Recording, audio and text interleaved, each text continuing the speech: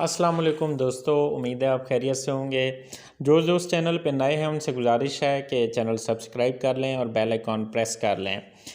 दोस्तों, डॉक्टर साजिद आपकी खिदमत में हाज़िर हूँ। आज का मेरा टॉपिक है सिटोलिन सिरप। सिटोलिन सिरप जो है, इसके अंदर जो मेडिसिन है, जो ट्रॉपिक्स एंड न्यूरोटॉनिक मेडिसिन है सिटिकोलिन।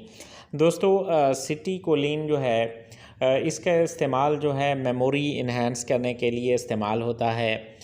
या जो बच्चे सही जिनका दिमाग काम ना करे, जो सही बोल ना सकें, या इसके अलावा जो फालिज के मरीज़ों की जो है उनकी सेहत याबी के लिए, और इसके अलावा जो विज़न है उसको बेहतर करने के लिए, और दिमाग की दूसरी जो कंडीशंस हैं उनको बेहतर बनाने के लिए इस साल्ट का इस्तेमाल होता है।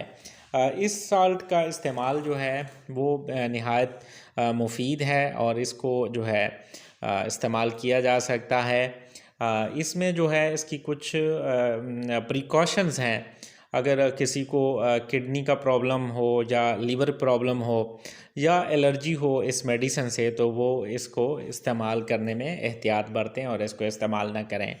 अदरवाइज़ ये सेफ़ है और ये इस्तेमाल किया जा सकता है। ये सिरप के अलावा जो टेबलेट और इंजेक्शन फॉर्म में भी अवेलेबल है।